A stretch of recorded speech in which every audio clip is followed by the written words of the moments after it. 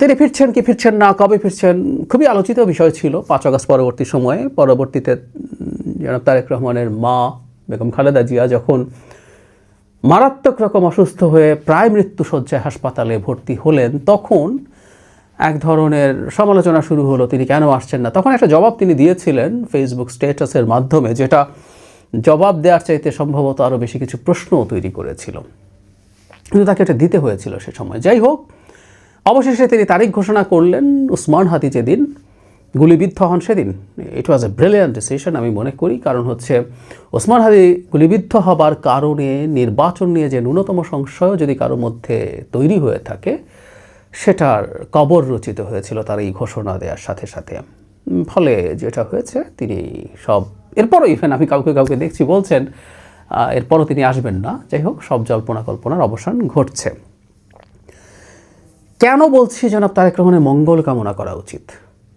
আমি এটা এই কারণে বলছি, তার দল বিএনপি বাংলাদেশে এখন যেই রোলটা প্লে করছে, ইনফ্যাক্ট এখন না, শেখ হাসিনার সময় থেকে আমি বহুবার বলেছি, যারা আমার ভিডিও প্রথম থেকে দেখেন তারা জানেন, আমি প্রায় বলতাম যে একটা ঐতিহাসিক দায়িত্বের সামনে দাঁড়িয়ে আছে বিএনপি। সেই দায়িত্বের একটা বড় অংশ সে পালন করেছে, এখনও ঐতিহাসিক দায়িত্বের সামনে দাঁড়িয়ে আছে। এবং এই দলটার প্রধান হিসেবে জনাব তারেক রহমান যেহেতু আছেন, তিনি সবচেয়ে অতি গুরুত্বপূর্ণ হয়ে উঠেছেন আমাদের এই বিদ্যমান প্রেক্ষাপটে। এই একটা জিনিস আমাদের মনে রাখাটা খুবই জরুরি। শেখ হাসিনার সময়ে বিএনপি একমাত্র সেই শক্তি ছিল বিএনপিরই যে শেখ হাসিনার সরকারকে পতন ঘটাতে পারত আন্দোলনের মাধ্যমে, নিয়মতান্ত্রিক আন্দোলনের মাধ্যমে। বছরের পর বছর সেই চেষ্টা বিএনপি করে গেছে, কিন্তু শেষ পর্যন্ত তার একক নেতৃত্বটা হয়নি। কিন্তু বিএনপির খুব গুরুত্বপূর্ণ স্টেক ছিল জুলাই গণঅভ্যুত্থানেও।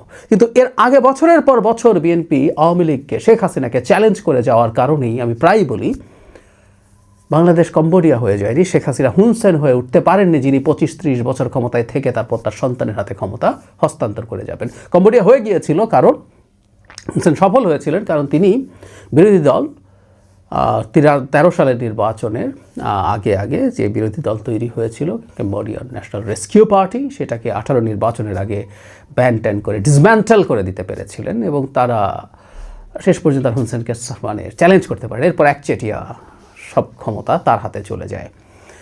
বিএনপিকে সেই চেষ্টা হয়েছিল, বিএনপি সেটা পেরে ওঠেনি শেখ হাসিনা, এবং এর একক কৃতিত্ব জনাব তারেক রহমান ক্লেম করতে পারেন। তিনি ডিফারেন্ট টাইম জোনে থেকে, খুবই বড় পার্থক্যের একটা জায়গায় থেকে অনলাইনে বসে এই দলটাকে চমৎকার একটা শক্তিশালী এবং খুবই ঐক্যবদ্ধ একটা দল হিসেবে প্রতিষ্ঠিত করতে পেরেছেন।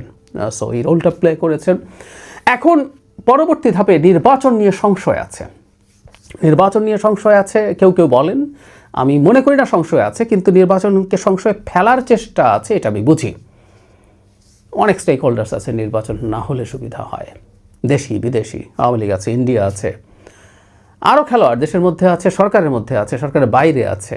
তারা চায় বাংলাদেশে একটা অ্যানার্কির মধ্যে দিয়ে যাক, এখানে বসে আইদার এই সরকারের জায়গায় আরেকটা সরকার তাদের পছন্দের ব্যক্তিকে দিয়ে বসিয়ে চালিয়ে যাওয়া, অথবা একটা সো কল্ড বিপ্লবী সরকার। বিপ্লবকে স্লো কল্ড বলছি, এটা কখনোই বিপ্লব ছিল না।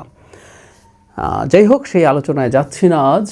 যদিও এই বিপ্লব না এটারকে প্রতিষ্ঠিত করার জন্য তাত্ত্বিক আলোচনা, ডিবেট আমার এন্ড থেকে করার কারণে আমি নাকি ওসমান হাদির হত্যাকাণ্ডের সাথে জড়িত বা দায়ী, আমারও দায় আছে, এরকম বক্তব্য গুরুত্বপূর্ণ ইনফ্লুয়েন্সাররা দিচ্ছেন। যাই হোক, সেই আলোচনায় ঢুকছি না। তো যেটা বলছিলাম, তাদের কারো খায়েশ আছে একটা এনার্কির মধ্যে দাঁড়িয়ে সোকল্ড বিপ্লবী সরকার তৈরি করে ক্ষমতা দখল করে ফেলবে, অথবা কেউ এখন ঠিক প্রস্তুত নয়, জামাত ইসলামীর মতো দল ঠিকঠাক মতো প্রস্তুত নয়, আর একটু সময় পেলে ভালো হয়, বা এখনই বিরাট ক্ষমতা তাদের সরকারের মধ্যে আছে, ইতিহাসে কোনো দিন এত ক্ষমতা তাদের হাতে ছিল না, নির্বাচন হওয়ার সাথে সাথে তো সেই ক্ষমতা শেষ হয়ে যাবে তাদের। সুতরাং তারাও মুখে মুখে যাই বলুক না কেন, ভেতরে নির্বাচন চায়, সহি নিয়তে প্রচুর কাজ করছেন তারা, কিন্তু তারা নির্বাচন চায় বলে আমি অতটা বিশ্বাস করি না, অন্তত এই ফেব্রুয়ারিতে। মুখে ফেব্রুয়ারিতে নির্বাচন চাওয়াটা হয়েছে।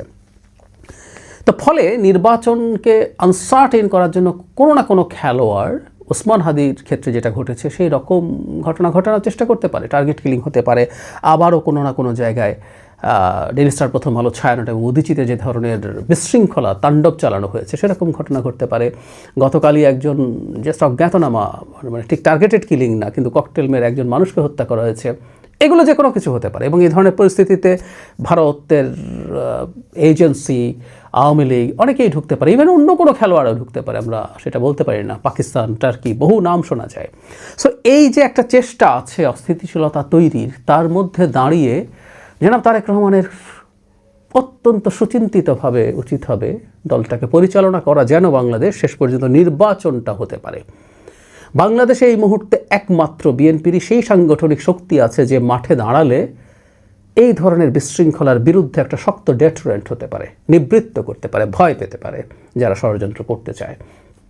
এই দায়িত্ব তার উপরে আছে, সুতরাং তিনি অত্যন্ত গুরুত্বপূর্ণ হয়ে উঠেছেন। আর নির্বাচনের পরে তো বটেই অনেকগুলো চ্যালেঞ্জ আছে। অনেকে বলেন নির্বাচনে জামাত যেতে পারে। আমি দুঃখিত, জামাত কত সিট পাবে সেই আলোচনা হতে পারে এবং সেটা ভীষণ কম, কম্পিট করার মতো কিছু হবে বলে আমি মনে করি না। ক্ষমতায় বিএনপি যাচ্ছে, জনাব তারেক রহমান প্রাইম মিনিস্টার হচ্ছেন। যদি কোনো কারসাজি নির্বাচন না হয়, একটা অবাধ, গ্রহণযোগ্য, সুষ্ঠু নির্বাচন হয়, তাহলে সেটা হতে যাচ্ছে। এটা হবার পরও আসলে তার সামনে বিরাট চ্যালেঞ্জ এবং এই সময়টারও বিএনপি এবং জনাব তারেক রহমানের সাফল্য চাওয়া আমাদের উচিত, কারণ তিনি যদি সফল হন, যে চ্যালেঞ্জগুলো আছে সেগুলো মোটা দাগে ফেস করতে পারবেন। অকল্পনীয় প্রত্যাশার চাপ আছে, যেটা ডক্টর ইউনূসের উপরে জনগণ করেছিল, কিন্তু সেটা ফুলফিলড হয়নি। এখন বসে আছে মানুষ নির্বাচিত সরকারের জন্য। সব ক্ষেত্রে তাকে আইনশৃঙ্খলা, ইমিডিয়েটলি যেগুলো আইনশৃঙ্খলা পরিস্থিতির উন্নতি ঘটাতে হবে, অর্থনৈতিক উন্নয়ন করতে হবে এবং অর্থনৈতিক উন্নয়নটা ইকুইটেবলি ডিস্ট্রিবিউটেড হতে হবে, সো দ্যাট ওটা এমপ্লয়মেন্ট জেনারেট যেন করতে পারে। আমাদের বেকারত্বের সমস্যার সমাধান করা দরকার, এটা মনে রাখতে হবে। শেখ হাসিনার পতন হয়েছিল মূলত বেকারত্বের সমস্যার কারণে, চাকরির কোটা নিষিদ্ধ করার কারণে তরুণরা ক্ষুব্ধ হয়েছিল। হতে এই জায়গায়, নেপালে, ইন্দোনেশিয়ায়, শ্রীলঙ্কায়, প্রত্যেকটা জায়গায় তরুণরা তাদের অর্থনৈতিক সংকটের মধ্যে দাঁড়িয়ে সরকার পতন ঘটিয়ে দিয়েছে এবং মনে